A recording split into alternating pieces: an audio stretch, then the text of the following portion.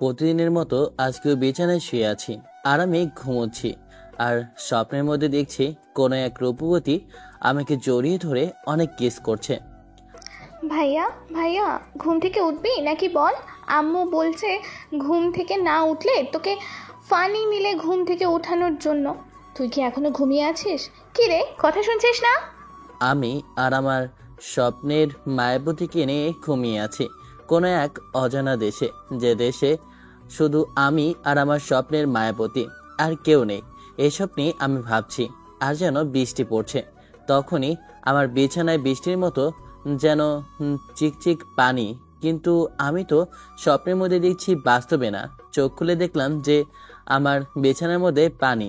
চিৎকার করে বলে উঠলাম, আম্মু দেখো, কে কোথাও আছো?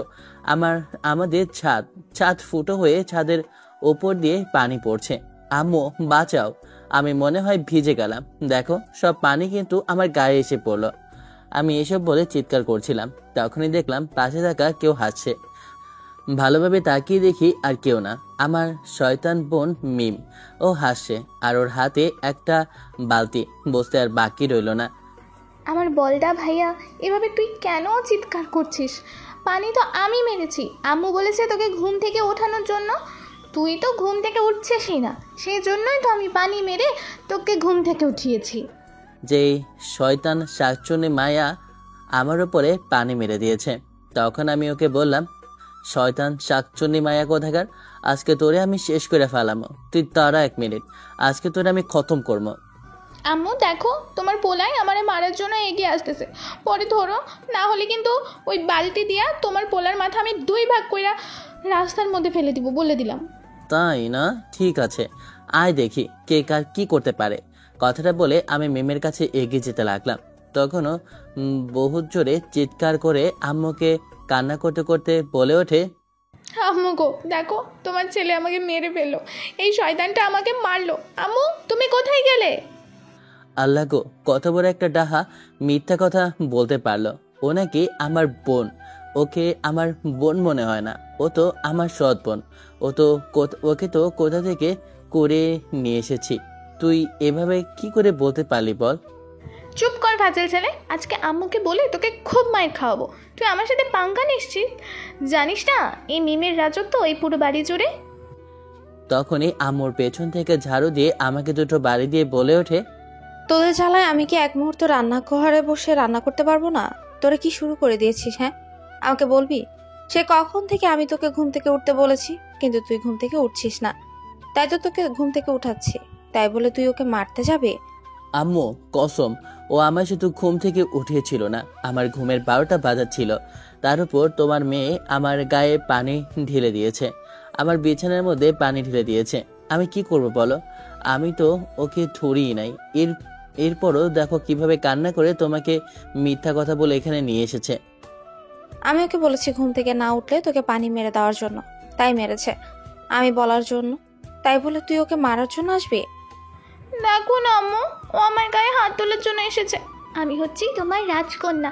তোমার রাজকন্যার গায়ে হাত তুললে তুমি কি কাউকে ছেড়ে দিবা? আর এই তো একটা বস্তি থেকে আসা কোথাকার কি। কি আর করার, থাকবই না।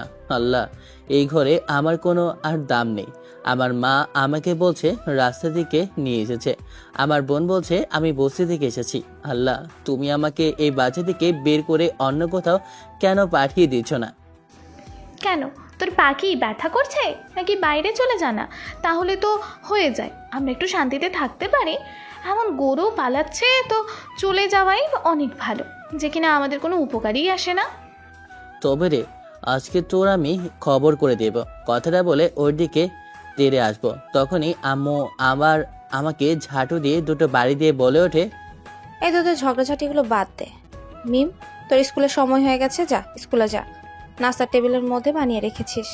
আর হ্যাঁ, তোকে ঘুম থেকে উঠেছে, তুই আমার বান্ধবী রুনার বাসায় যা, ওর কাছে কিছু জিনিস আছে। ওর জামাই বিদেশ থেকে আমার জন্য কিছু পাঠিয়েছে, ওগুলোই নিয়ে আয়। আম্মুর বান্ধবীর কথা শুনতে আমি ভয়ে কেঁপে উঠলাম। কারণ একটাই, ওখানে যে আম্মুর বান্ধবীর একটা সিনিয়র মেয়ে আছে, নীলা আপু। আর নীলা আপু খুবই ভয়ঙ্কর, কথায় কথায় আমাকে থাপড়ানো, আর এই থাপড়ানোটা ওনার স্বভাবে পরিণত হয়ে গেছে। বেশি কথা বলে আমাকে যে মার খেতে হয়, উনি যা বলে তাই আমাকে শুনতে হয়। এটা যে ছোটবেলা থেকে চলে এসেছে। কিরে, দাঁড়িয়ে দাঁড়িয়ে এভাবে আমার মুখ না দেখে যা তুই। এখন আমার বান্ধবীর বাসায় যা। আমি যেতে পারবো না, আগামীকালকে আমার ভার্সিটি আছে। এমনিতেই মাত্র 1 সপ্তাহ হলো ছুটি দিয়েছে, কিন্তু এই 1 সপ্তাহের মধ্যে তোমরা আমাকে কাজের ছেলের মতো কাজ করিয়েছো, একদম শান্তিতে থাকতে দাওনি। আজকে আমি কোথাও যেতে পারবো না। আমি কথাটা বলতে আম্মু ঝাড়ুটা আবার বের করে বলে ওঠে, মনে হচ্ছে ঝাড়ুটা আবার ঘোরাতে হবে তোর পেটের মাঝখানে, তাহলে হয়তো বা তোর মাথার মধ্যে কিছু ঢুকবে, না হলে তো ঢুকবে না। এটাই তো আমার মনে হচ্ছে। কি বলিস তুই? এই না না আম্মু, আমি তো শুধু তোমার সাথে একটু মজা করেছি। আমি কি একবারও বলেছি আমি তোমার সাথে বা তোমার কথা কিছু শুনবো না? না, আমি যাব, আমি একটু ঘোরাঘুরি করে আসি, এরপর ওখান থেকে সোজা তোমার বান্ধবীর বাসায় যাব, প্রমিস। কথাটা বলে বাসা থেকে দিলাম দৌড়। আর বাইরে থেকে ফ্রেশ হয়ে আমি কলা আর রুটি একটা খেয়ে হাঁটা ধরলাম। ও সরি, এত সময় ধরে ওদের সাথে কথা বলতে বলতে আপনাদেরকে আমার নিজের পরিচয় দিতেই ভুলে গেলাম। কিভাবে দেব বলুন? আর সব থেকে বড় কথা, নীলাপুর কথা শুনলে তো ভয়ে বুকটা কেঁপে ওঠে। আর পরিচয়, আমি নিলয় চৌধুরী, মা বাবার বড় ছেলে। আর আমার একটা পিচ্চি ছোট বোন তো আছে। আপনারা তো দেখেছেন কতটা ফাজিল, সব সময় আমার পেছনে লেগেই থাকে। মন চায় ওকে লাথি মেরে বের করে দিই বাসা থেকে। সবার মতো আমার বাবা ব্যবসায়ী না, আমার বাবা একজন সরকারি কর্মকর্তা। আমার বাবার বেতন হয়, আমার বাবার তা দিয়েই হয়ে যায়। আর এত সময় ধরে যার কথা বলছিলাম, নীলা আপু দেখতে এতটা সুন্দরী যে আমাদের পুরো মহল্লার ছেলেরা নীলাপুর পেছনে পাগল হয়ে ছোটে। ছোট থেকে বড়, বিদ্যুৎ থেকে মাঝবয়সী। কারণ যখন নীলাপু এই রাস্তা দিয়ে হেঁটে যায়, সব ছেলেরা নীলাপুর দিকে তাকিয়েই থাকে। নীলাপু হলো আমার মায়ের একমাত্র বান্ধবীর মেয়ে। তার বাবা অনেক বড় বিজনেসম্যান। তাদের বিজনেস ঢাকা শহরে না, তাদের বিজনেস হচ্ছে ইউএসএ। তাই নীলাপুর টাকার কোনো অভাব নেই। কিন্তু আমাদের ক্ষেত্রে উল্টো, আমার বাবা যা পায় তা দিয়ে আমাদের সংসারটা চলে যায়। কিন্তু নীলা আমার থেকে প্রায় 4 বছরের সিনিয়র। এই সিনিয়র বলেই তো ওর কাছে আমার শুধু মার খেতে হয় ছোটবেলা থেকেই। আমি একটা জিনিস বুঝি না, যে আমার থেকে কত হ্যান্ডসাম ছেলেরা পড়ে আছে, সুন্দর সুন্দর দেখতে কিউট ছেলেরা পড়ে আছে। ওদেরকে না মেরে শুধু আমাকে কেন শাসন করতে চায় নীলা আপু, বুঝি না ভাই। যাই হোক, আপনাদেরকে তো আমার পরিচয়টা দিয়ে দিলাম, তাহলে একটু গান গাইতে গাইতে আমার টনটন বন্ধু আকাশের কাছে যাওয়া যায়। আমায় বেবিওয়ালা খাইছে রে সামনে বসাইয়া, ও আমায় বেবিওয়ালা খাইছে রে সামনে বসাইয়া, বারে বারে বেরেক মারে, বারে বারে বেরেক মারে, আমায় দেখিয়া, ও আমায় খাইছে রে মাতবরের পোলায়। মনের সুখে নার্গিজের গানটা গাইতে যাচ্ছিলাম, তখনই দেখা আমার টুনটুন কালের বন্ধুর সাথে দেখি রুদ্র সামনে দাঁড়িয়ে আছে। মাজায় হাত দিয়ে আমাকে দেখে বলে ওঠে, হারামি শালা, তোকে আমি পুরো শহর খুঁজে বেড়াচ্ছি আর তুই এখানে বসে গান গাচ্ছিস? তোর তো আজকে আমার 12টা বাজার দরকার রে। তুই এমন একটা কাণ্ড করেছিস যে কার্ডোর বল, তোর উপর এখন 100 গা পড়া উচিত। মা ডালা, আমি আবার কি করলাম? আমি তো কিছুই জানি না বন্ধু। তুই এমন একটা কথা বলতে পারলি? তুই আমাকে মারবি? তুই আমার ন্যাংটাকালের বন্ধু আর তুই আমাকে মারবি? আরে বন্ধু, তুই যদি আমাকে মারিস তোর টুনটুনি ছোট হয়ে যাবে। দেখ সবকিছু বলতে পারিস, ভবিষ্যতের জিনিসটা নিয়ে কিন্তু বাড়াবাড়ি করবি না, এটাতে কিন্তু খুব রাগ হয়। তার থেকে বেশি রাগ হচ্ছে তুই কেন গিয়ে রহিম চাচাকে বললি আমার বিষয়। যা বাবা, মা ডালা, আমি আবার কি করলাম? আমি তো কিছুই জানি না। আমার মতো একটা নিষ্পাপ শিশুর উপর এত বড় একটা ইলজাম দেওয়ার তোর উচিত হলো না বন্ধু, এটা তোর থেকে আশা করিনি আমি। ওরে আমার কুচি খোকা গো, উনি তো এখনো ওনার বউয়ের মধু খেয়ে বড় হয়েছে। ওই হারামজাদা, আজকে হয়েছেটা কি? এমন কথা বলছিস কেন? আমি কি করেছি নিজেই তো জানি না, একটু খুলে বলতো, আমি একটু শুনি। গালটা পরিষ্কার করিনি, তুই আবার কি বলিস? আবার শুনতে অসুবিধা হলে সমস্যা। হারামজাদা, তুই আমার সাথে মস্করা করিস তাই না? তোকে কে বলেছে রহিম চাচাকে গিয়ে বলার জন্য যে রৌদ্র ছেলেটা ভালো না, ওই সব সময় পাতলা পায়খানা করে, দোকানে আসলে পাদের সাথে পায়খানা চলে আসে? না বন্ধু, দেখ, আমি কিন্তু সব সময়ের কথা বলিনি। ওই যে আমরা ওই দিন না আচার খেয়েছিলাম, তার ফলে তোর নাকি কি হয়েছিল সেই কথাই বলেছি। শুধু সেই কথা না, তুই বলেছিস আমি নাকি সাদিয়ার পেছনে ঘুরপাক করি, আর সাদিয়াকে দেখে শুনে রাখার জন্য আমার মতো ছেলে নাকি এই করে সেই করে। মাঝে মধ্যে তুই নাকি গিয়ে রহিম চাচাকে হাবা দিয়ে কিছু খেয়ে আসিস আমার নাম করে। এখন যেন ঠিকঠাক যাচ্ছে না, পরিষ্কার হচ্ছে না। আমি এখন কি করব বুঝে উঠতে পারছি না। আমি বলে উঠি, বন্ধু এমন একটা কথা তুই বলতে পারলি? তুই আমার সেই আন্ডাকালের বন্ধু, দুজন টুনটুনি দেখে বড় হয়েছি, আর তুই কি না আমাকে এত বড় একটা মিথ্যা কথা বলতে পারলি? না না বন্ধু না, আমি আর তোর এসব কথা শুনতে পারবো না। চলে যাচ্ছি সারা জীবনের জন্য, আর আসবো না ফিরে এই শহরে, আর কখনো দেখা হবে না। চিরবিদায় বন্ধু। তোর মতো এমন হারামি বন্ধু থাকার চেয়ে মরে যাওয়া অনেক ভালো। তুই বেঁচে আছিস কেন শালা? কচু গাছের তলে ফাঁসি দিয়ে মরে যায় না, তাহলে তো লেটা চটে যায়।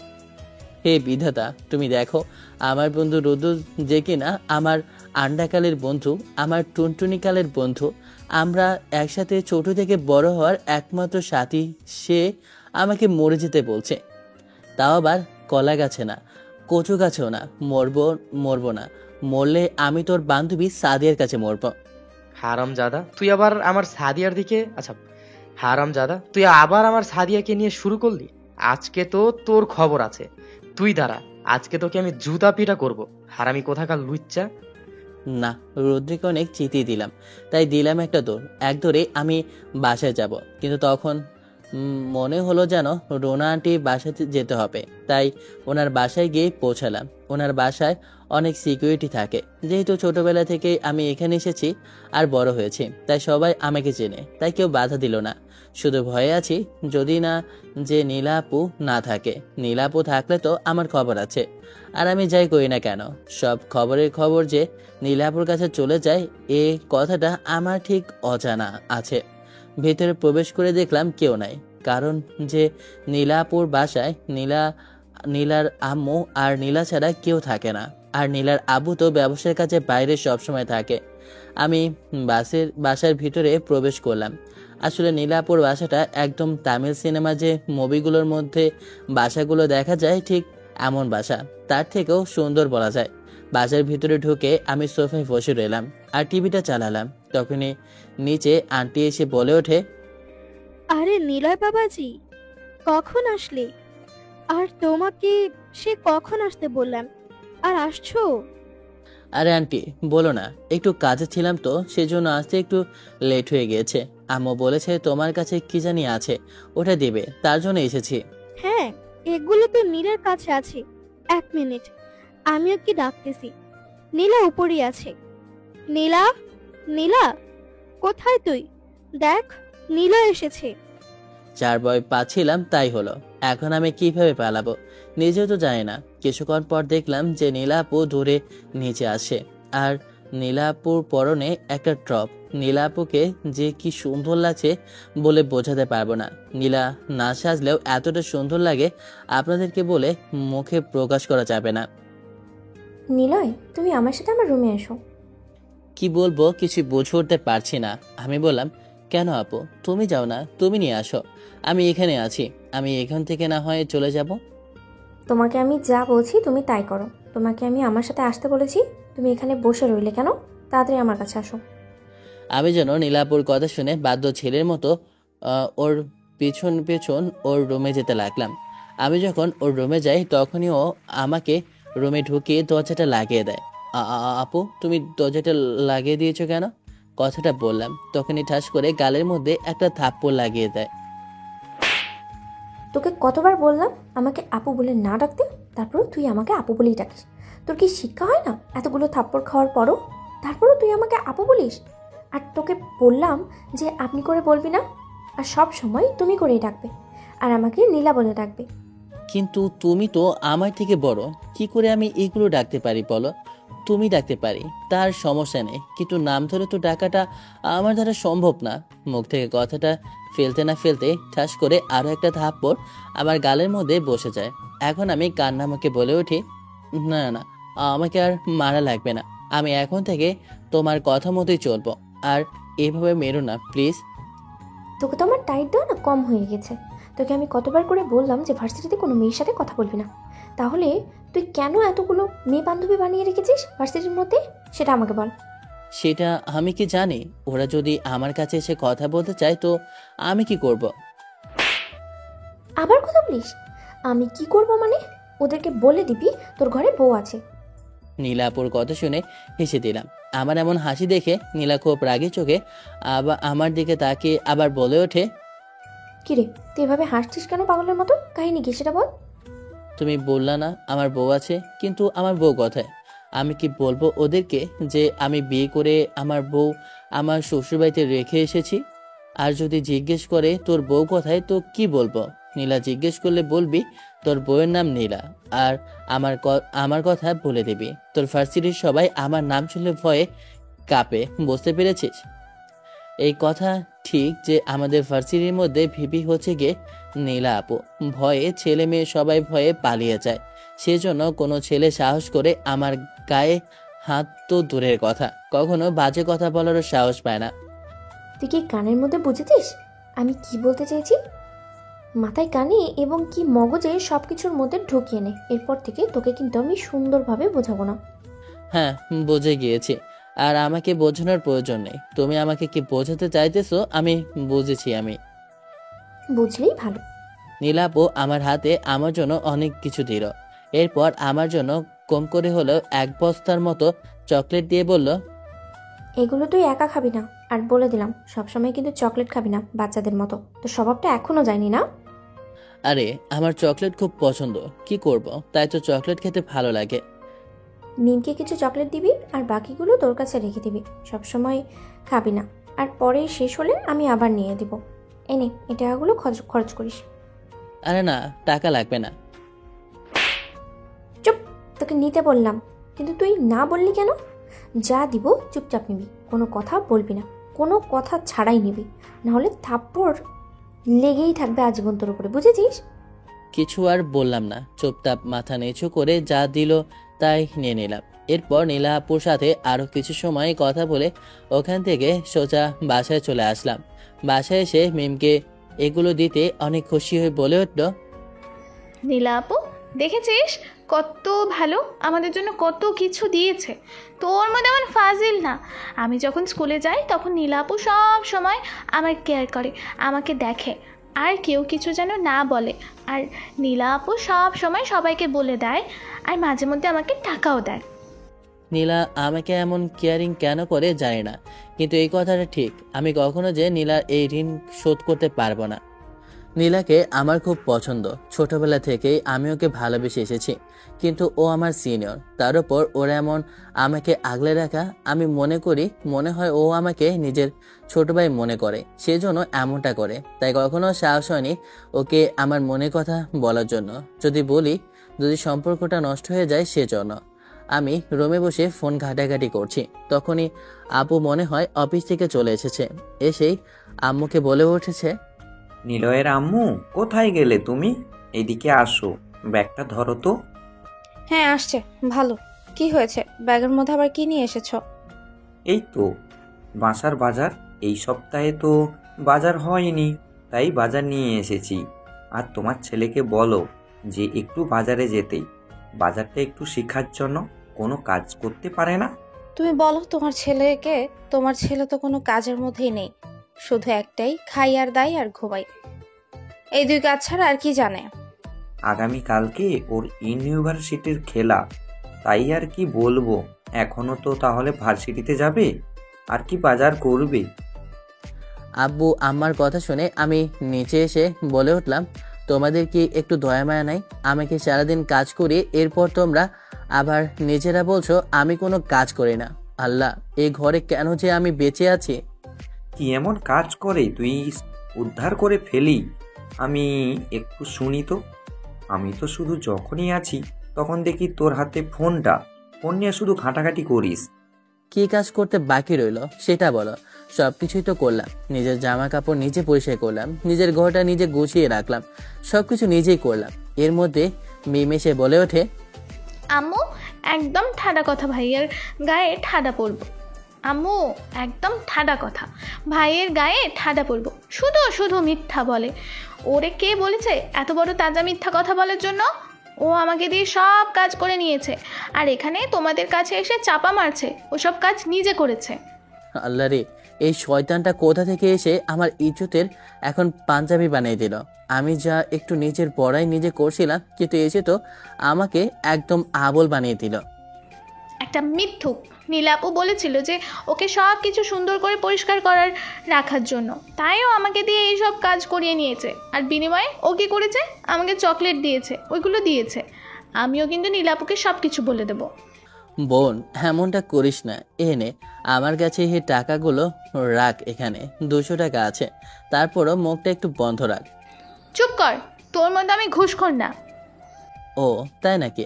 তাহলে আমার মানিব্যাগ থেকে গতকালকে 500 টাকা কে নিয়েছে? ওটা তো আমি বন্ধুদের সাথে একটু ঘুরতে। আল্লাহ, কথার চলে সব কিছু বলে দিচ্ছি। এবার দিলাম দৌড়, নিজের রুমে চলে গেলাম। এখন পালাচ্ছিস কেন? হ্যাঁ, সব সময় শুধু আমার পিছনে লাগা, তাই না? এই কথা না বলে খাবার টেবিলে আয়, আমি তোদের জন্য খাবার বাড়ছি, তাড়াতাড়ি এসে খেয়ে যা। এরপর আমরা সবাই মিলে এসে খাবার টেবিলে বসি। আমরা খাওয়া দাওয়া করে আমি আমার রুমে চলে যাই। রুমে আসতেই ফোনটা বেজে ওঠে। ফোনের স্ক্রিনে তাকিয়ে দেখি নীলা আপু। কি খাওয়া দাওয়া হয়েছে তোমার? হ্যাঁ, মাত্রই খেয়ে আসলাম। সারাদিন অনেক ঘোরাঘুরি, অনেক ফাইজলামি করেছো, আমি সব কিছুই শুনেছি। এখন ফোনটা বন্ধ করে লক্ষ্মী ছেলের মতো ঘুমিয়ে পড়ো। তোমাকে যদি অনলাইনে দেখতে পাই তাহলে কিন্তু খবর আছে। আমার ফোনের ডিভাইস সব কিছুই যে নীলা আপুর কাছেই আছে, তাই আমি চাইলেও আমার নিজের জিনিস নিজে চালাতে পারি না। এই জিনিসটা আমি আজও বুঝলাম না যে কেন নীলা আপু আমার সাথে এমন কেন করে। যাই হোক, এসব কিছু না ভেবে আমি ঘুমিয়ে পড়ি, কারণ আগামীকালকে তো আবার ভার্সিটি আছে। সকালবেলা ঘুম থেকে উঠে আমি ফ্রেশ হয়ে ভার্সিটির উদ্দেশ্যে রওনা দিচ্ছি। তখনই আম্মু পেছন থেকে ডাক দিয়ে বলে ওঠে, কিরে, এই তুই এত সকালে বের হচ্ছিস যাচ্ছিস, নাস্তা করবি না? নাস্তা না করে দেখছি তুই বের হয়ে যাচ্ছিস। আরে আম্মু, সকালবেলা নাস্তা করতে মন চাইতেছে না, কি করব, তাই চলে যাচ্ছি। নাস্তা না করে গেলে এখন পা ভেঙে দিব, কিন্তু আবার এখানে বসিয়ে রাখবো বলে দিলাম। বস, আমি নাস্তা দিচ্ছি। জানি এখন নাস্তা না করলে আম্মু বকা দেবে, তাই কি করার। টেবিলের উপরে বসতে আম্মু এক গাদা নাস্তা দিল, আর বাচ্চাদের মতো দুধ হরলিক্স সবগুলোই দিয়েছে। ডিম, দুধ আর হরলিক্স এগুলো সবগুলো খেয়ে নিবি, আগে রুটি খেয়ে নে। আম্মু, আমি এখনো বাচ্চা আছি নাকি? আমি তো এখনো ইউনিভার্সিটিতে পড়ি। তুমি কি কি বলছো এগুলা? চুপ কর, যা বলছি তাই চুপচাপ খেয়ে নে, তা না হলে কিন্তু আমি ঝাড়ু এনে ঝাড়ু দিয়ে তোর মাথা ফাটিয়ে ভাগ করে ফেলবো। কি আর করবো, বাধ্য ছেলের মতো আম্মুর দেওয়া সবগুলো খাবার মোটামুটি অর্ধেক অর্ধেক খেয়ে আমি দিলাম তোর। তখন আম্মু পেছন থেকে ডাক দিয়ে বলে ওঠে, কিরে, সবগুলো খাবার শেষ না করে দৌড়ে পালিয়ে যাচ্ছিস কোথায়? আজকে বাসায় ফির, তারপর তোর খবর আছে। এক দৌড়ে ভার্সিটির দিকে যেতে লাগলাম। তখন আবার ফোনটা বেজে ওঠে। দেখি রুদ্র কল করেছে। ফোনটা রিসিভ করলাম। তখন ওপাশ থেকে রুদ্র বলে ওঠে, কি রে, তোকে সেই কখন থেকে কল করেই যাচ্ছি, ফোনটা ধরছিস না কেন? ফোনটা কি শালা ওইখানে গুজে রেখেছিস নাকি যে ধরতে তোর সমস্যা হচ্ছে? আরে শালা, আসতেছি, দৌড়ে আসতেছি, সেজন্য এমনটা হচ্ছে। তুই ফোন করেছিস কিন্তু আমি ধরতে পারিনি, তার জন্য এত বড় একটা কথা বলতে পারলি? তুই কোন দেশের রাজপুত্র রে, তোকে এমন ধরনের কথা বলতে পারবো না। শালা, বেশি কথা বলবি না, না হলে কিন্তু এখন লাথি মেরে নেটওয়ার্কের বাইরে ফেলে দিব। তুই এখন কোথায় আছিস সেটা বল। আমি ক্যাম্পাসের মধ্যে বসে আছি, তোর জন্য অপেক্ষা করছি। আর তুই তো জানিস তোর জন্য কত মেয়ে পাগল, ওরা তো তোর কথা জিজ্ঞেস করছে, বিশেষ করে শ্রাবণী। ভাই, ওদের সাথে যতই কথা বলতে না চাই আমি, তাও তো ওরা কোনো কথাই শোনে না। আমার সাথে কথা বলার জন্য মরিয়া হয়ে পড়ে। সমস্যা কি তোর? কথা বলার প্রয়োজন, তুই কথা বলবি। এখানে কার ক্ষতি কি? তুই তো এখানে প্রেম করতে যাচ্ছিস না, কথাই তো বলবি। আরে ভাই, তুই বুঝতেছিস না বিষয়টা। ওইটা না, বিষয়টা হচ্ছে গিয়ে আমি যখনই ওদের সাথে কথা বলি ওদের কাছে খবর চলে যায়। তোর কথার আগমন কিছুই বুঝলাম না, কার কাছে খবর চলে যায় কিছুই তো বুঝতেছি না। আরে খেয়ে আবার ওই যে নীলা আপু, ওই ডানিদের কাছে সবকিছু চলে যায়। আমি কিছু করলে ওর কাছে খবর চলে যায়। খবরগুলো কেচে নেটওয়ার্কের মতো ওর কাছে পৌঁছে দেয়। আমি নিজেও চাই না, তাহলে ওর অবস্থা খারাপ করে ফেলবো। এখন তো নাটক না করে তাড়াতাড়ি তুই ভার্সিটির দিকে আয়, আমি তোর জন্য অপেক্ষা করছি। কথাটা বলে কলটা কেটে যায়। আমি ভার্সিটির দিকে রওনা দিই। প্রায় 10 মিনিট পর ভার্সিটির ক্যাম্পাসে এসে পৌঁছালাম। দেখি রৌদ্র বসে আছে। ওর কাছে যেতেও বলে ওঠে, কি রে, এত কচ্ছপের গতিতে আসলি কেন? দেরি হলে যে কিছুক্ষণ পরে তো আমাদের ক্লাস শুরু হয়ে যাবে, আর তুই এখানে কচ্ছপের মতো হাঁটতেছিস। আরে ভাই, মাত্র 5 মিনিটও লেট হলো, তাও তুই আবার মেয়ে মানুষের মতো এমন শুরু করলি কেন? হ্যাঁ, মাত্র 5 মিনিট লেট হলো মানে তুই সে কখন বের হয়েছিস? কাম কম করে হলেও আধা ঘন্টা হয়েছে, তার উপর বলছিস যে 5 মিনিট হয়েছে। আমি পারবো না, বুঝতে পেরেছি। আমাকে মাফ করে দে, আমাকে ক্ষমা করে দে, আমার ভুল হয়েছে। চল আগে ক্যাম্পাসে বট গাছের নিচে একটু গিয়ে বসি, ওখানে ভালো লাগছে না। ওখানে ঠান্ডা মৃদু বাতাস আছে, ওখানে বসলে শরীর এবং মন দুটোই শান্তিতে ভরে যাবে। বন্ধু, কাহিনীটা কি সত্যি করে বলতো? আজকে হয়েছেটা কি তোর সাথে? তুই কি আবার স্যাদের সাথে ঝগড়া করেছিস, নাকি যে তুই আজকে শান্তির মোহর খুঁজছিস? হারামজাদা, সব সময় শুধু অসভ্য কথা, ভালো কথা মুখ দিয়ে আসে না তোর, নাকি তাই না? আমি মরছি আমার জ্বালায়, হারামজাদা বলছে মজা করছে, এইসব কথা বাদ দে, এখন চল ওখানে গিয়ে বসি। আমি আর রৌদ্র ক্যাম্পাসের বড় বটগাছের নিচে যাওয়ার জন্য হাঁটা ধরি। তখনই দেখলাম পেছন থেকে শ্রাবণী ডাক দেয়। আমার কাছে এসে বলে ওঠে, নিলয়, তোমাকে সেই আমি কখন থেকে ডাকছিলাম, কিন্তু তুমি শুনলেই না। তুমি মেন গেট পার করে ক্যাম্পাসের ভিতর ঢুকে গিয়েছো। আমি তোমাকে মেন গেটের ওই পাশ থেকে ডাকছিলাম, তুমি শুনতে পাওনি বুঝি? আরে আমি তো শুনতে পারি নাই যে তুমি ওখানে ছিলে। যাই হোক, কেমন আছো? আমি ভালো কিভাবে থাকতে পারি বলো? 1 সপ্তাহ ধরেই তোমাকে দেখতে পাচ্ছিলামই না। আমি চলে গিয়েছিলাম নানু বাড়িতে, গ্রামে। কতবার বলেছি আমার সাথে চলো, কিন্তু তুমি আসবে না, নাছর বান্দা। আমার কথা বাদ দাও, বাসায় অনেক কাজ ছিল, কাজ কামে সময় কেটে গিয়েছে, আর ফোনটাও হাতে নিতে পারিনি, তো তেমনটা আসতে পারিনি। এখন তুমিই বলো, কেমন আছো, কি করছো, আর দিনকাল কেমন কেটেছে? এই 1 সপ্তাহ ধরে কোনো মেয়ের সাথে কথা বলোনি তো আর? আরে আমি আবার কোন মেয়ের সাথে কথা বলবো? তুমি জানো না আমার নীলা আপু আছে, ও কখনো কোনো মেয়ের সাথে আমাকে কথা বলতে দেয় না। সেই জন্যই তো তোমার নীলা আপুকে আমার ভালো লাগে, তোমাকে কোনো মেয়ের সাথে কথা বলতেই দেয় না বিধায়। কিন্তু একটা কথা, হ্যাঁ, নীলা আপু তোমাকে এত টেক কেয়ার করে কেন? তোমাকে কি ছোট ভাই হিসেবে দেখে? শ্রাবণীর প্রশ্নের উত্তরে কি দিব তা, আর তারপরও ওকে বললাম আমি জানি না, হয়তোবা কেন এমন টেক কেয়ার করে, কোনো কারণ হয়তোবা মনে করে না, অনেক কিছু তা আমার অজানা। চলো না আজকে আবির, আমরা একটু গিয়ে ঘুরে আসি। চলো, আমি শপিং করতে যাব, প্লিজ আমাকে একটু শপিংয়ে নিয়ে যাও না। কিন্তু আজকে তো আমাদের প্রথম ক্লাস, এবং কি ছুটি হওয়ার পরে এখন আমরা ক্লাস করে নিই। আজকে যদি ক্লাস না করি তাহলে কেমন হবে? ক্লাসটা তো করতেই হবে। একদিন ক্লাস না করলে কিছুই হয় না, প্লিজ আসো না, আমাকে একটু শপিংয়ে নিয়ে যাও। আমি খুব শপিং করতে ইচ্ছা করছে, আমি একা যেতে পারছি না। তোমার তো অনেক বান্ধবী, ওদেরকে সাথে করে নিয়ে যাও, তাহলেই তো হয়ে যায়। আমি ক্লাসে যাই। দেখো, ওর আমার বান্ধবী না, তুমি আমার স্পেশাল। তুমি আমাকে পছন্দ করে নেবে, ওরে কি আমাকে পছন্দ করে দিবে নাকি? তুমি যা পছন্দ করবে তাই আমি পরবো। শ্রাবণীর ইদানিং হাব ভাব কেমন জানি লাগছে, ও জানি কেমন আমার প্রতি দুর্বল হয়ে পড়েছে। দেখে তো মাশাআল্লাহ অনেক সুন্দরী, কিন্তু আমার সাথে কেন ও এমন ঘষাঘষি করে তাই আমি জানি না। শ্রাবণী কিন্তু আমাদের পুরো ভার্সিটি টপার, এবং কি সুন্দরী মেয়েদের মধ্যে একজন। প্রথম যেদিন ভার্সিটিতে শ্রাবণী আসে ওই দিন আমার সাথে পরিচয় হয়, এরপর থেকে বন্ধুত্ব, কিন্তু ধীরে ধীরে ব্যবহার কেমন জানি না আমার প্রতি দুর্বল লাগছে। কি হলো, তুমি আবার কোথায় হারালে? ঠিক আছে ঠিক আছে, ক্লাস শেষ হওয়ার পরে তুমি কিন্তু আমাকে শপিংয়ে নিয়ে যাবে, ঠিক আছে? বুঝতে পেরেছো? না হলে কিন্তু আমি অনেক কিছু করে ফেলবো। আচ্ছা ঠিক আছে, সমস্যা নেই, তোমাকে আমি ক্লাস শেষ হওয়ার পরে শপিং করাতে নিয়ে যাব, কিন্তু তাড়াতাড়ি ফিরতে হবে। বাসায় যদি দেরি করে যাই তাহলে অনেক বকা শুনতে হবে, তার উপর নীলা আপু তো আছে। তাহলে এখন চলো ক্লাসে যাই। এ ভাই, আর প্রেম প্রীতি করা বাদে এখন চল, ক্লাসের সময় হয়ে গিয়েছে, ক্লাসে যাই। আর শ্রাবণী, তুইও না এখানে কথা বলা শুরু করে দিয়েছিস, যা হওয়ার পরে বলবি, এখন ক্লাসে চল। আমি রৌদ্র আজ শ্রাবণী দুজনে ক্লাসে চলে যায়। এরপরে ক্লাসটা শেষ করে বিকেলে তিনজনে একসাথে বের হই দুপুরের খাবার খাওয়ার জন্য।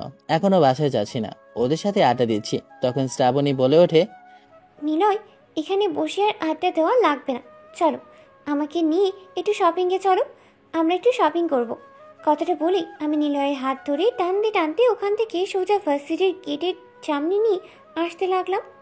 শ্রাবণী আমার হাত ধরে টেনে ভার্সিটির সামনে নিয়ে আসে। এরপর ওর গাড়িতে করে একটা শপিং মলের সামনে নিয়ে যায়। এরপর ও আমার হাত ধরে শপিং মলের ভিতরে ঢুকতে লাগলো।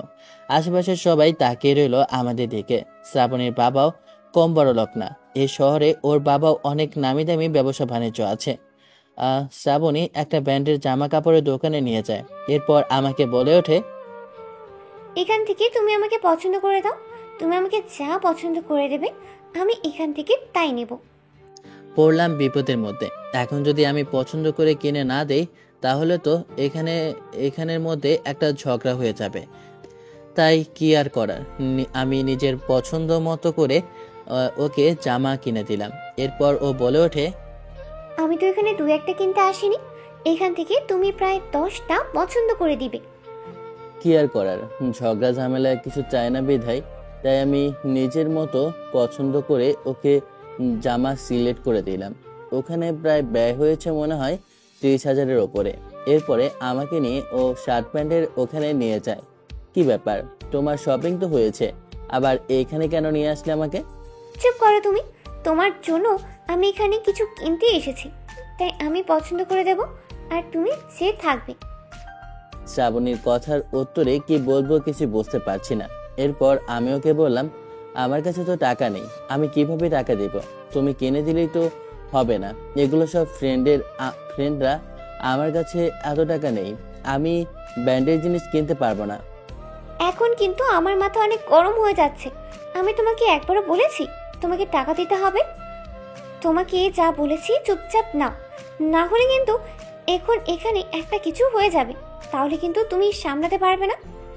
আমি জানি শ্রাবণী অনেক রাগী একটা মেয়ে, তাই বাধ্য হয়ে এটা নেওয়া ছাড়া আমার কোনো উপায় নেই। তাই ওর শর্ত আমি মেনে নিলাম, আর কিছু করার নেই। এরপর অনেকগুলো আমার শার্ট কিনে দেয়।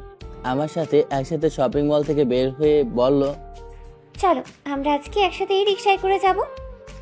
না শ্রাবণী, আজকে না, অন্য একদিন যাব, কারণ আজকে আমার শরীরটা ভালো লাগছে না, খুব খারাপ লাগছে, তাই আমাকে একটু তাড়াতাড়ি যেতে হবে। ও তাহলে ঠিক আছে, তাহলে তুমি বাসায় চলে যাও, এগুলো সাথে করেই নিয়ে যাও, যেহেতু অসুস্থ আগে গিয়ে তুমি রেস্ট করো। শ্রাবণী থেকে কোনো রকমে পিছু ছুটিয়ে আমি বাসায় চলে আসি। বাসায় এত জামা কাপড় দেখে মিম বলে ওঠে, কিরে ভাইয়া, তুই কোথায় গেছিস? কিন্তু একটা কথা কি জানিস, এই জামাগুলো যে কিনে দিয়েছে নীলা আপু, কিন্তু দেখেছে আর অনেকটা রেগে আছে। আমাকে বলেছে আসলে তোকে দেখা করার জন্য। আল্লাহ গো, আমার তো মনে হয় আজকে জীবনের দফারফা শেষ করে ফেলবে। তারপরও আমি আর কিছু ভাবলাম না। খাওয়া দাওয়া করে রুমে এসে শুয়ে পড়লাম। মাথা প্রচন্ড পরিমাণ ব্যথা করছে। ঘুম থেকে ওঠার পর যা হওয়ার দেখা যাবে এটা ভেবে আমি ঘুমিয়ে পড়ি। কিন্তু একটার পর একটা ফোন বেজেই চলেছে। শালার ফোনের জ্বালা যন্ত্রণায় দেখছি আর ঘুমোতেই পারবো না। এরপরও বিরক্তিকর ভাবে ফোনটা হাতে নিয়ে দেখি আর কেউ না, নীলা আপু কল করেছে। আমার ঘুমটা নিমেষেই উড়ে গেল। ফোনটা রিসিভ করতেই ওপাশ থেকে 2-4টা গালি ফ্রিতে আসে। এরপর বলে ওঠে, তুই এখন কোথায় আছিস সেটা বল আমাকে। আমি বাসায় শুয়ে আছি, বললাম তো। আমি তোর বাসার নিচে আছি, 2 মিনিটের মধ্যে ও জিনিসগুলো তোকে দিয়েছে সবগুলো নিয়ে বাসার নিচে আয়, না হলে কিন্তু আমি উপরে আসলে তোর খবর আছে। তোর হাতে 2 মিনিট সময় আছে। এমন একটা কাণ্ড যে ঘটবে তা আমি ভাবতেও পারিনি। আর কিভাবে নীলা দেখে ফেলেছে তাও বুঝতেছি না। ও কি আমার পিছনে কোনো সিসি ক্যামেরা লাগিয়ে রেখেছে নাকি, যে আমি কোথায় যাচ্ছি কি করছি 24 ঘন্টায় খোঁজ খবর নিচ্ছে? আমি জানি এখন এগুলো যদি আমি নিচে না নিয়ে যাই তাহলে কিন্তু খবর আছে। চাই শ্রাবণী দেওয়া সবগুলো জামা নিচে নিয়ে গেলাম। আমার হাতে এসব জামা ব্যান্ডেড দেখে নীলা রেগে সবগুলো নিয়ে পকেট থেকে একটা ফ্ল্যাশলাইট বের করে জ্বালিয়ে দেয়। এসব কি করছো এখানে? তুমি জানো কত টাকার জিনিস আমাকে কিনে দিয়েছে? তোর সাহস কত বড়, তুই অন্য মেয়ের কাছ থেকে এগুলো নিয়ে। আচ্ছা, আমি আমি কি তোকে টাকা কম দিই নাকি? তোর ব্র্যান্ডের জিনিস লাগলে যা লাগবে আমি দিব পুরো ব্র্যান্ডের দোকান, তারপর কি ওগুলো কি তোর কম পড়ে? শোন, তোর যা লাগবে আমি তোকে কিনে দেবো, তুই কেন অন্য কারোর কাছ থেকে সেগুলো নিতে যাবি? তার থেকে বড় কথা, তুই ওই মেয়েটার সাথে একসাথে গিয়েছিস শপিং মলে, তারপরে ওর হাতে ধরেছিস। আমার তো এখন মন চাচ্ছে তোর হটটা 1 মিনিটে কেটে ফেলে দিই। আমি তো ইচ্ছাকৃতভাবে যাইনি, ও আমাকে জোর করে নিয়ে গিয়েছে। আমি কি করতে পারি? আমি তো না যাওয়ার জন্য অনেকবার বলেছি, কিন্তু ও আমার কথা পুরোটা শোনেনি। আরও আমার ক্লাসমেট, অন্য কোনো কিছু নাই। তোর কোনো মেয়ে বান্ধবী থাকতে পারবে না, একবার বলে দিয়েছি। এরপরও কেন বারবার তুই আমার মুখ থেকে এইসব কথা শুনতে চাস? এই শেষবার তোকে বলে দিয়েছি, এরপর যদি কোনো মেয়ের সাথে কথা বলিস, কারোর থেকে কিছু নিস, তাহলে আমার থেকে খারাপ আর কেউ হবে না। আর শ্রাবণী নামের মেয়েটার কাছ থেকে দূরে থাকবি, এই বলে দিলাম। যদি মেয়েটার সাথে আর তোকে দেখতে পাই, তাহলে কিন্তু তোর হাড্ডি গুড্ডি ভেঙে আমি হসপিটালে ভর্তি করে দেবো। আমি বাড়তি কোনো কথাই বলতে পারলাম না। যদি ওর সাথে এখন কথা বলি, তাহলে আমার গালে আরো 2-4টা থাপ্পড় লেগে যেতে পারে। তাই আমি চুপচাপ দাঁড়িয়ে রইলাম। তখনই নীলা আপু আমার হাত ধরে গাড়িতে ওঠায়, এরপর সোজা বড় একটা শপিং মলে নিয়ে যায়। আমি তো চুপচাপ শুধু ওনার পেছনে যেতে লাগলাম, আর দেখলাম শুধু পুরো যাবার সাথে সাথে দোকানটা পুরো মার্কেট সবকিছু কিনে নেয়, এবং কি বলে দেয় আমি যখন যা চাই তাই যেন ওনারা আমাকে এখান থেকে দেয়। তারপর নীলা আপু আমাকে এখান থেকে নিয়ে যায়। তারা কেউ কিছু বলবে না, টাকা সবগুলো নীলা আপু দেবে। নীলার এমন পাগলামি আমার আর ভালো ঠেকছে না। কি করবো কিছুই বুঝতে পারছি না। কিছু বললেই এখন রেগে আমাকে সবার সামনে থাপ্পড় দেবে, তাই চুপ করে রইলাম। আমার তো জামা লাগবে না, তো আমি তো নিতে চাইনি, ও আমাকে দিয়েছে, আমার এত কিছু লাগবে না। তুই চুপ থাক, তোকে যা দিচ্ছি সবগুলো নিয়ে যাবি। এরপরে এখান থেকে প্রতিদিন একটা করে পরে আমার সাথে দেখা করবে, বুঝতে পেরেছিস? যদি তুই এখান থেকে অন্য কোনো জামা পরিস, তাহলে কিন্তু তোর খবর আছে। জামা কাপড় ছাড়া অন্য কোনো জামা কাপড় থাকতে পারবে না, তোর পছন্দেরও থাকতে পারবে না, সবগুলো আমার পছন্দের থাকবে। হ্যাবলাকান্তের মতো আমি যেন দাঁড়িয়ে রইলাম। আমি কি বলবো কিছুই বুঝে উঠতে পারছি না। আজকে বোকা হয়ে গেলাম। নীলা তো আমাকে একটার পর একটা কথা শুনিয়ে যাচ্ছে, আর নীলার কথাও আমি বাধ্য ছেলের মতো ওর সকল কথা শুনতেই হবে। যেহেতু অন্যায় করেছে, কি করব, শাসন করছে, চুপচাপ মেনে নিতে হবে। এরপর নীলা আমাকে ওর গাড়িতে করে বাসায় নিয়ে আসে, সাথে এক গাদা জামা কাপড় নিয়ে দেয়। বাসায় এসে এতগুলো জামা কাপড় দেখে মিম বুঝতে আর বাকি রইল না এগুলো যে নীলা কিনে দিয়েছে। তখনই আমার কাছে এসে বলে ওঠে, আমি জানি ভাইয়া, তোকে আজকে নীলা আপু বেশ মাইর দিয়েছে, না হলে তোর মুখটা এমন লাল হয় কি করে? তোর মুখ দেখে আজকে ঘুম থেকে উঠেছি, সেই জন্য আজকে আমার কপালটা এমন খারাপ। কি বললি তুই শয়তান? আমার মুখ দেখে ঘুম থেকে উঠেছিস, এই জন্য তোর আজকের দিন যে আমার মুখ দেখে ঘুম থেকে ওঠার জন্য আজকে তুই এত শপিং করতে পেরেছিস? নিজে কখনো এত শপিং চোখে দেখেছিস? আমার শপিং এর কোনো প্রয়োজন ছিল না। এরপরেও ওই শ্রাবণী নামের মেয়েটা আমাকে জোর করে শপিং মলে নিয়ে যায়। ইচ্ছাকৃতভাবে ও আমাকে এতগুলো জিনিস কিনে দেয়। আমি ওখানে কোনো সিনক্রেট করতে চাই না বিধায় কিছু বলতে পারলাম না। চুপ কর তুই। আমি দেখে আমার জন্য নীলা আপু কি কিনে দিয়েছে। কথাটা বলেই সব জামা কাপড় চেক করতে দেখি আমার জন্য অনেক কিছু কিনে দিয়েছে, তাই আমারগুলো আমি নিয়ে রওনা দিলাম আমার রুমে। এই শাকচুন্নি, তোর জন্য আমি মার খেয়েছি, আর সবকিছু আমার জিনিস তুই কেন নিয়ে যাচ্ছিস? এগুলো কি তোর নাকি? আমাকে কিনে দিয়েছিস, তুই নিছিস কেন? তুই আবার মেয়ে হলে কোথা থেকে? তুই দেখিস না এখানে মেয়েদের জামা কাপড়, এগুলো আমার জন্য নিয়ে দিয়েছে নীলা আপু, তোর জন্য না। তুই কি ভেবেছিস সব কিছু তোকে দিয়ে দিয়েছে? মিম আমাকে একটা ভেঙচি দিয়ে ওখান থেকে সোজা নিজের রুমে দৌড়ে চলে যায়। আমি কি করব? এই জামা কাপড়গুলো সব একসাথে নিয়ে নিজের রুমে রেখে দিলাম। এখানে কম হলেও এখানে প্রায় 60 থেকে 70 হাজার টাকা শপিং আমাকে করে দিয়েছে। সবগুলো ব্র্যান্ডের, নামে দিনই সব ব্র্যান্ডের। রুমে এসে আমি শুয়ে পড়লাম। তখনই হঠাৎ করে ফোনটা বেজে ওঠে। দেখি রুদ্র কল করেছে। ফোনটা রিসিভ করতেই ওপাশ থেকে রুদ্র বলে ওঠে, কিরে বন্ধু, বিকেলে আসিস না? কি হয়েছে তোর? তুই দেখি বিকেলে আজকে আসলি না, কোথায় গিয়েছিলিস? তুই তো শ্রাবণের সাথে শপিং করতে গিয়েছিলি, এরপরে কি বাসায় আর ফিরিসনি? ভাই তুই আর বলিস না, আর আমি যে শপিং মলে শ্রাবণীর সাথে যাব আর এটাই বা নীলা জেনে যাবে, আমি কি জানতাম নাকি? মানে তোর মাথা ঠিক আমি বুঝতে পারছি। মানে তোর কথা ঠিক আমি বুঝতে পারলাম না, তুই কি বলতে চাচ্ছিস? তোকে জমে ধরেছে মানে? ঠিক করে একটু খুলে বলতো কথাটা।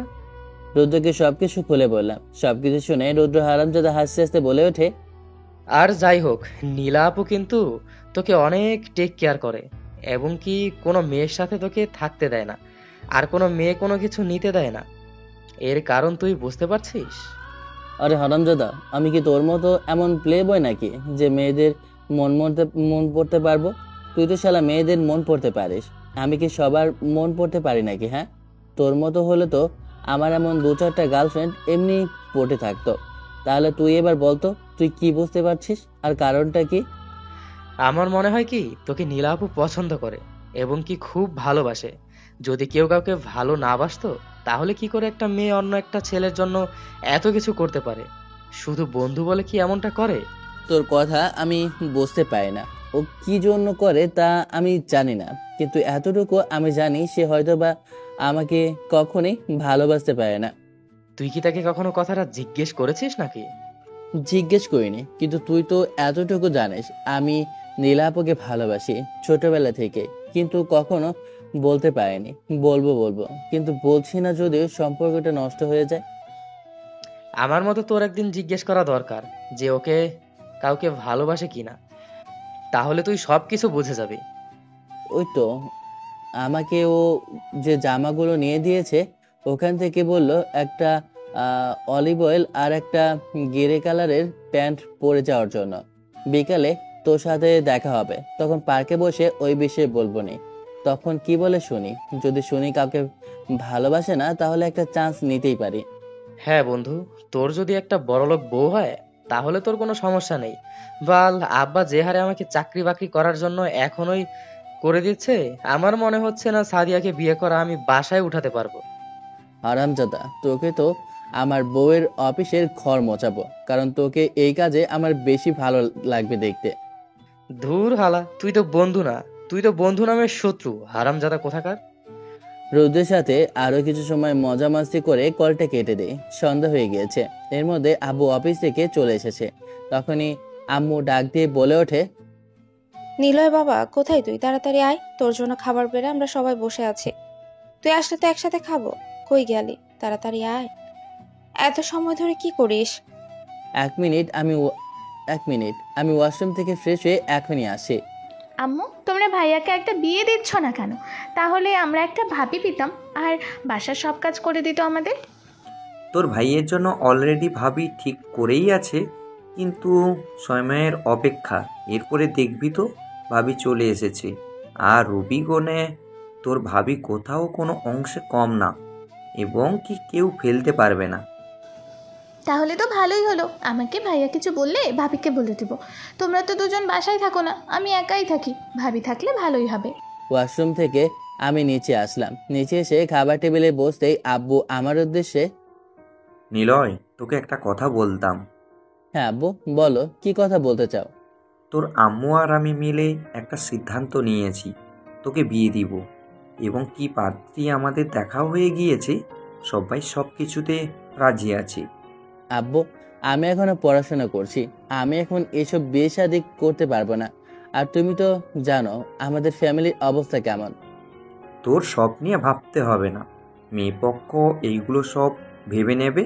তোর এসব নিয়ে কোনো চিন্তার প্রয়োজন নেই। না আব্বু, আমি বিয়ে করতে পারবো না, কারণ আমি একজনকে ভালোবাসি। আমি এত কিছু জানি না, এসব কিছু তুই ছেড়ে দিই। আমি বিয়েটা ফাইনাল করে এসেছি, আর কিছুদিনের মধ্যেই হয়তো বা সব কিছু ঠিক হয়ে যাবে। এর মধ্যে তুই ভেবে চিন্তে নে কি করবি তুই। আমি না খেয়ে উঠে যাব, তখনই আম্মু বলে ওঠে, দেখ বাবা, আমরা তোর খারাপ চাই না, তোর ভালোর জন্যই বলছি। আর মেয়েটাকে দেখলে তোর অবশ্যই পছন্দ হবে, না পছন্দ হওয়ার কিছু নেই। আমাকে কিছুদিন ভাবার জন্য সময় দাও। কথাটা বলে আমি উঠে চলে গেলাম আমার রুমে, কিছু না খেয়ে। কি করব কিছুই বুঝে উঠতে পারছি না। আব্বু তো সোজাসুজি কথাটা দিয়ে এসেছে, এখন আমার ভালোবাসার মানুষ শুধু নীলা। আমি ভাবছি নীলাকে জিজ্ঞেস করব, যদি নীলা আমাকে ভালোবাসে তাহলে তো ঠিক আছে, আর যদি আমাকে ভালো না বাসে তাহলে আমার করার কিছু নেই। এসব ভেবে আমি বসে আছি, তখনই হাতের ফোনটা বেজে ওঠে। ফোনের স্ক্রিনে তাকিয়ে দেখি নীলা। ফোনটা ধরতে নীলা ওপাশ থেকে বলে ওঠে, তুই রেডি হয়ে তাড়াতাড়ি আমার লোকেশন দেওয়া ওই পার্কে চলে আস, আমি তোমার জন্য ওইখানে অপেক্ষা করছি। নীলা আমার হোয়াটসঅ্যাপের মধ্যে তার লোকেশনটা পাঠিয়ে দেয়। এরপরে আমি ওই লোকেশনটা দেখে আমি ওই জায়গায় যেতে লাগলাম আর নীলার দেওয়া সে জামাগুলো পরে গেলাম। আর ওখানে গিয়ে দেখলাম যে নীলা দাঁড়িয়ে আছে। নীলা আজকে একটা ম্যাচিং করে শাড়ি পরেছে, যেটা আমার শার্টের সাথে ম্যাচিং মনে হয়। ওইটা আমার জামাগুলোর মতো দেখে নিজে নিয়েছে। আমি আবারও যেন নতুন করে নীলার দিকে তাকিয়ে ক্রাশ খেলাম। যতবার আমি মেয়েটার দিকে তাকাই ক্রাশ না খেয়ে থাকতে পারি না, কারণ মেয়েটা যে এতটাই সুন্দরী আর সিনিয়র হয়েছে বিধায় আজকে আমি ওর সামনে কিছুই বলতে পারি না ভয়ে। যদি আমার মতো বয়সে সেম বয়স হতো তাহলে তো আমি আগে যে ওকে আমি আমার ভালোবাসার কথাটা বলে ওকে দিতাম আর আপন করে নিতাম। কিন্তু ও যেমন রাগী এবং কি বদমেজাজি, আমার ওকে দেখলেই তো ভয় লাগে। কি বাল প্রেম করব। আমি তো একদৃষ্টিতে তাকিয়ে রইলাম নীলার দিকে। যখন নীলা আমাকে এভাবে তাকিয়ে থাকতে দেখে লজ্জা পেয়ে মুখটা নিচু করে একটু মুচকি হাসি দিয়ে বলে ওঠে, কি হয়েছে এভাবে তাকিয়ে রইলে যে? আজকে কি আমার শাড়িটা ভালো হয়নি, নাকি মেকআপ এতটা ভালো হয়নি? কি বলবো তোমাকে, মেকআপ ছাড়া এতটা সুন্দরী লাগে, এরপরে তুমি মেকআপ করেছো আর শাড়িটা তো তোমাকে আজকে যেন পরীর মতো লাগছে। আমার মুখে এমন প্রশংসা পেয়ে যেন খুশিতে আত্মহারা হয়ে গেল নীলা আপু। খুশিতে একটা মুচকি হাসি দিয়ে আমার উদ্দেশ্যে নরম সুরে বলে ওঠে, চলো আমরা ওই সামনের বেঞ্চে গিয়ে বসি। তখন হঠাৎ করে নীলা আমার হাতটা ধরে আর সামনে থাকা বেঞ্চে গিয়ে আমরা দুজন একসাথে বসি। দুজনে বসে আছি, কেউ কোনো কথা বলছি না। তখন নীরবতা ভেঙে আমি ওকে বলে উঠলাম, আচ্ছা তোমাকে আমি একটা কথা বলবো বলে বলতে পারছি না। তুমি যদি কিছু মনে না করো তাহলে কি আমি তোমাকে একটা কথা বলতে পারি? নিলয়ের মুখে এমন কথা শুনে আমি এতটা খুশি হয়েছি যে আমি আসমানে চাঁদ দেখতে পেয়েছি এমন। আমি ভাবছি নিলয় হয়তোবা আজকে আমাকে প্রপোজ করবে, তাই আমি আজকে অতটা ওর কথা শুনে খুশি হয়েছি। কিন্তু না, তখনই ওর প্রশ্নের কথা শুনে আমি, আচ্ছা তুমি কি কাউকে পছন্দ করো না? মানে আমি কথাটা জানতে চাচ্ছি এই জন্য যে তোমার পছন্দের কোনো মানুষ আছে নাকি? সবাই তো থাকতে পারে। গাধাটা বুঝবেই না যে আমি ওকে পছন্দ করি আর সবসময় কেন ওর এত খেয়াল রাখি। ও বোঝে না একটা মেয়ে কেন বারবার ওর কাছে আসে। ওর কথার উত্তরে আমি বলে উঠলাম, তুমি একদম ঠিকই ধরেছ। আসলে ছোটবেলা থেকে আমি একজনকে ভালোবাসি, এমনকি মনে প্রাণে ভালোবাসি। আমার জীবনের চাইতেও অনেক বেশি।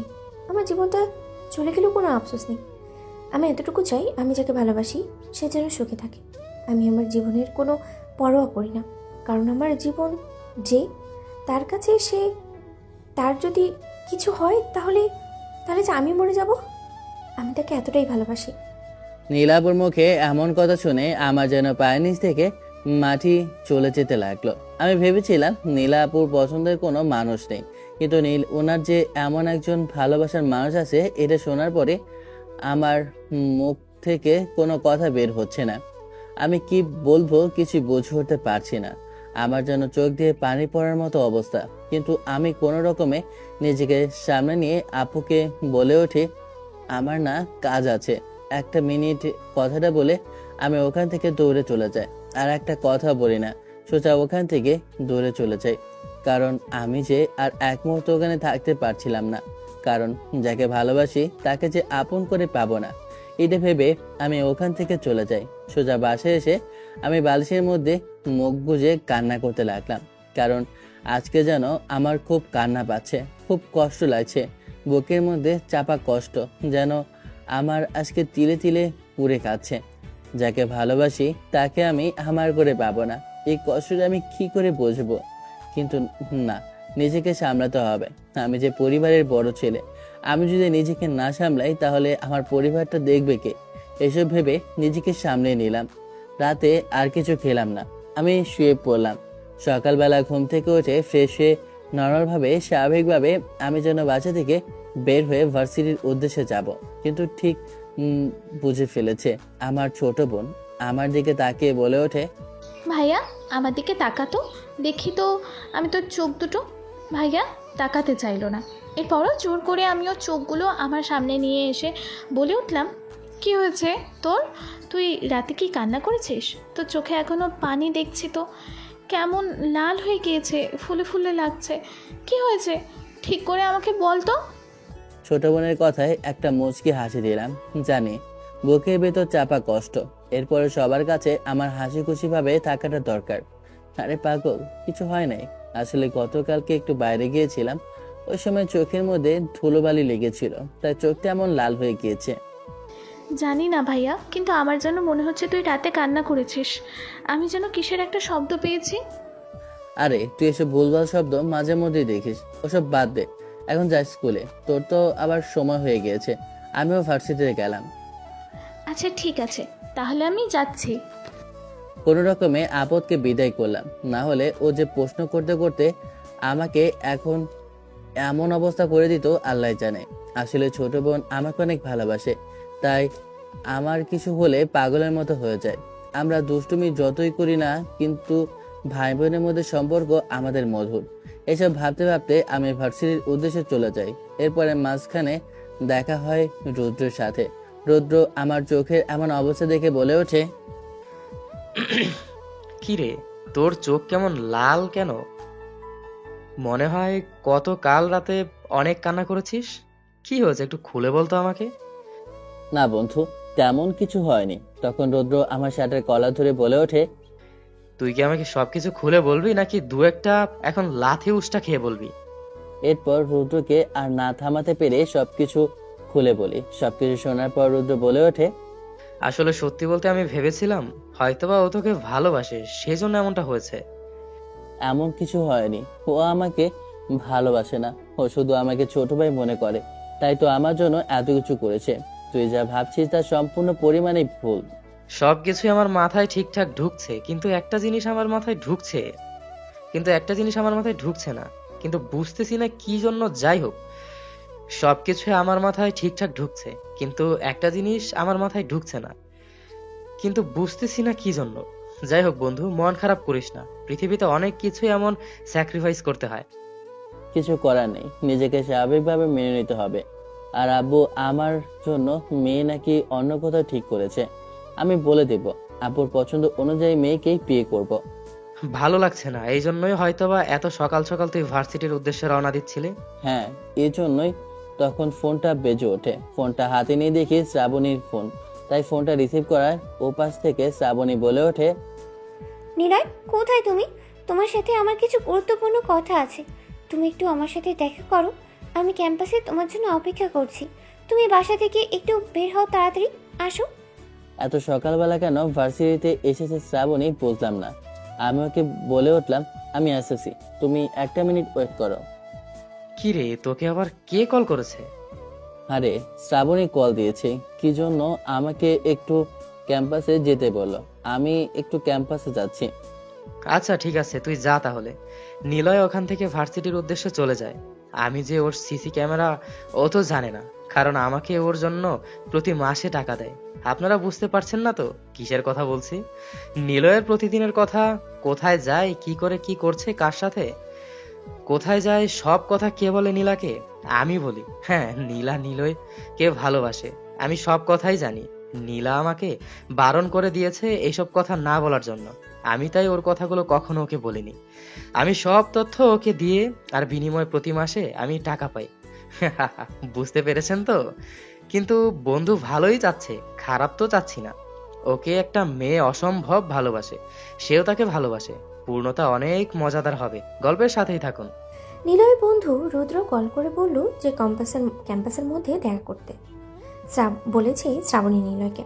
কথাটা শুনে আমার যেন মাথার উপরে রক্ত চেপে বসলো, শরীরটা যেন জ্বলে উঠলো। তাই এক মুহূর্ত আর ওখানে দাঁড়িয়ে না থেকে সোজা আমি ক্যাম্পাসের উদ্দেশ্যে রওনা দিলাম। নিলয়ের ভার্সিটির কাছে সামনে চলে যেতেই আমি ক্যাম্পাসের ভিতরে প্রবেশ করতে দেখলাম শ্রাবণী একটা শাড়ি পরে দাঁড়িয়ে আছে। আমি কাছে যেতেই শ্রাবণী আমার কাছে আসে আর এসে আমার উদ্দেশ্যে বলে ওঠে, তুমি আসতে তো দেরি করলে যে? সে কখন থেকে তোমার জন্য অপেক্ষা করছিলাম, কিন্তু তোমার তো দেখি আসার কোনো নামই নেই। সে কখন কল করছি, তুমি তো ফোনই ধরছো না। এত ঘুমাও কেন? আরে আজকে তো অনেক তাড়াতাড়ি ঘুম থেকে উঠে গিয়েছিস। আগে তো সকাল 10টার আগে ঘুম থেকে উঠতামই না। তুমি কল করেছো এর আগে কিন্তু আমি ঘুম থেকে উঠেছি, রুদ্রের সাথে কথা বলছিলাম, তাই হয়তো বা আসতে দেরি হয়েছে। আচ্ছা, আজকে আমাকে এই শাড়িটাতে কেমন লাগছে বলো তো?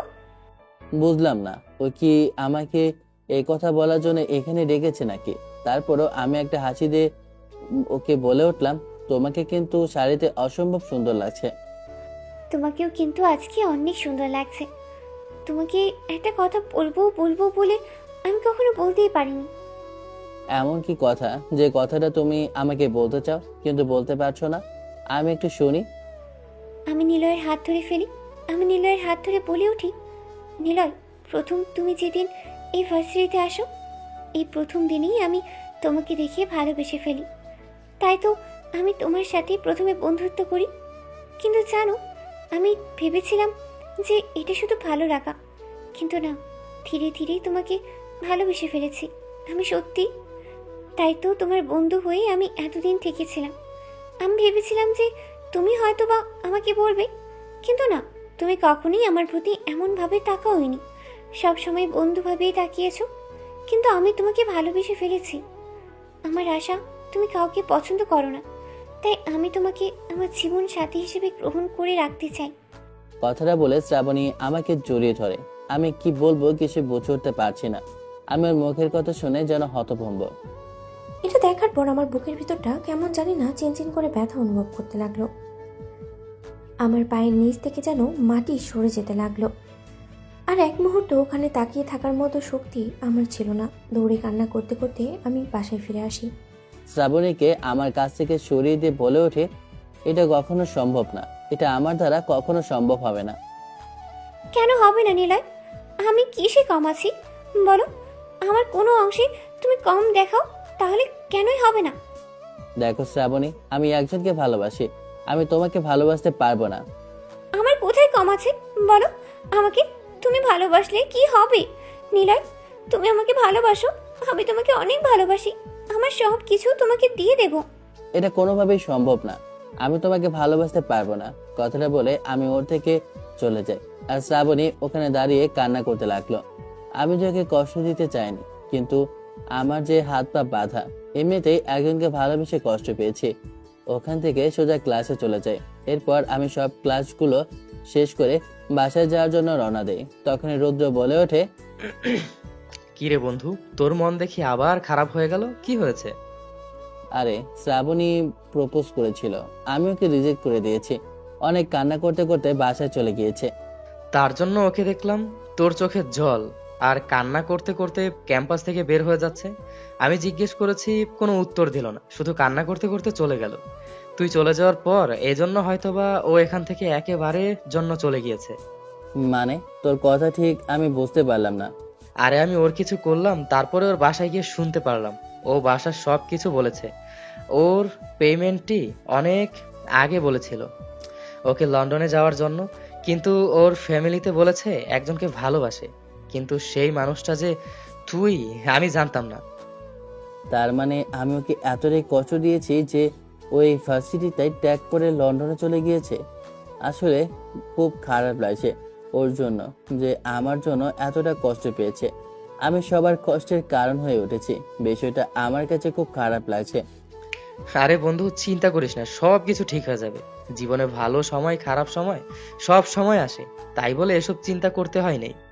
দেখবি তোর সব সময় এসব সময় থাকবে না। রুদ্রের সাথে কথা বলতে বলতে বিকেল হয়ে গিয়েছে। সেই সকালে বের হয়েছি, এখনো কিছু খাইনি, তাই বাসার উদ্দেশ্যে রওনা দেব।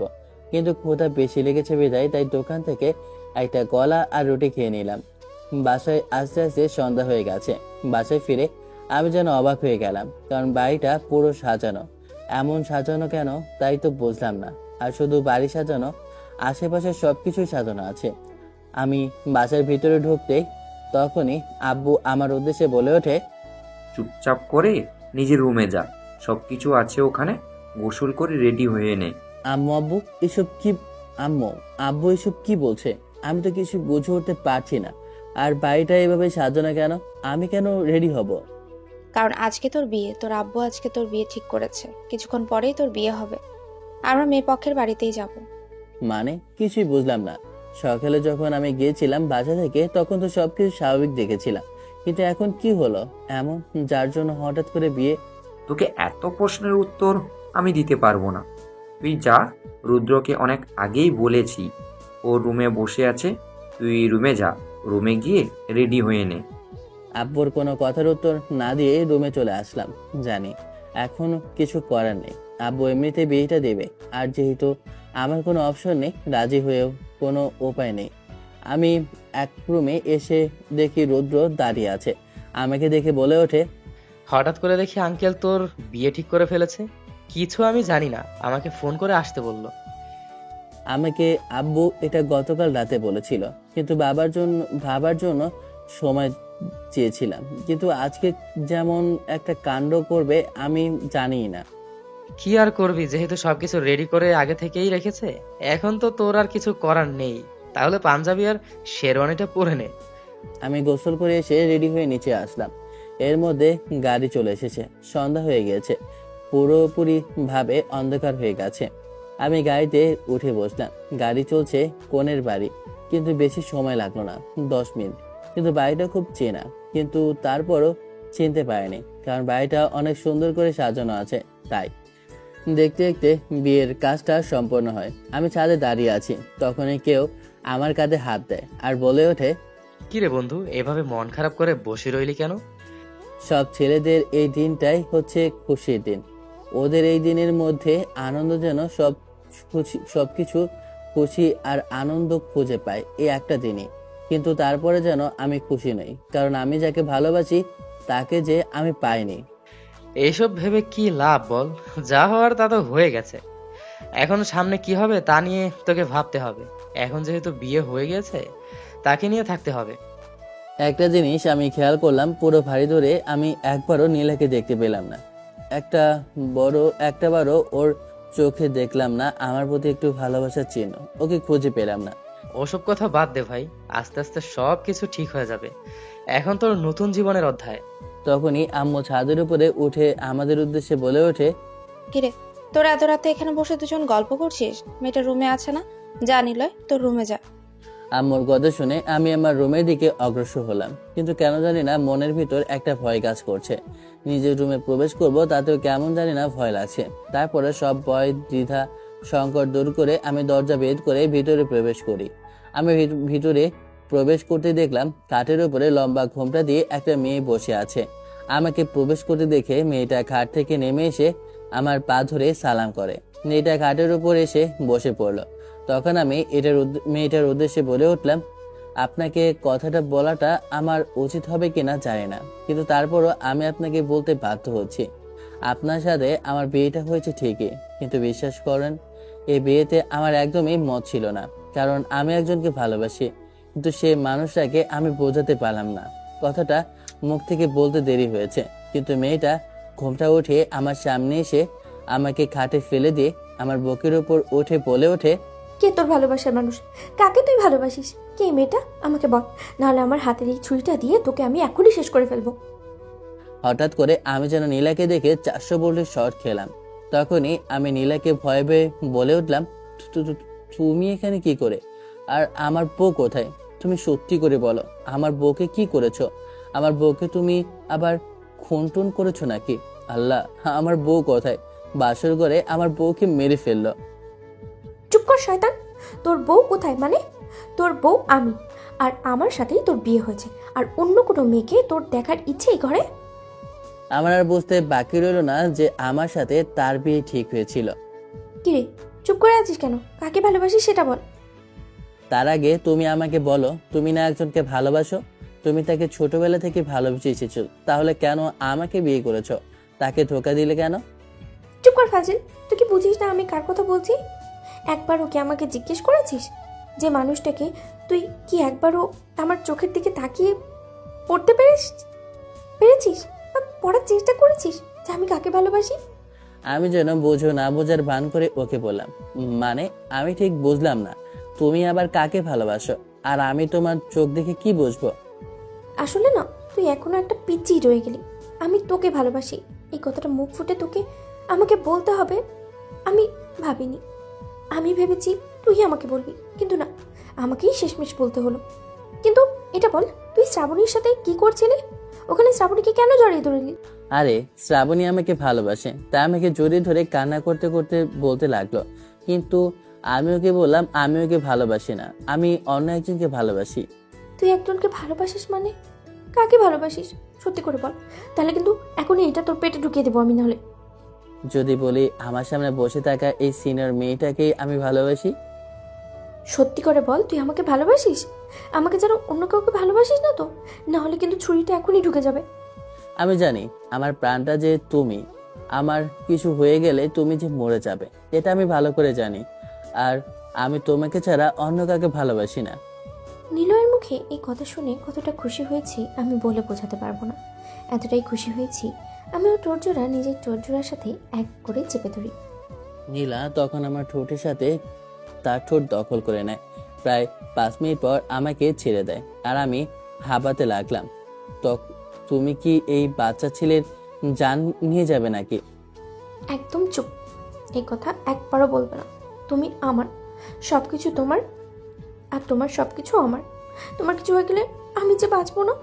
তাই আমি যে তোমাকে ভালোবাসি, তোমার, তাই আমিও যে তোমাকে ভালোবাসি।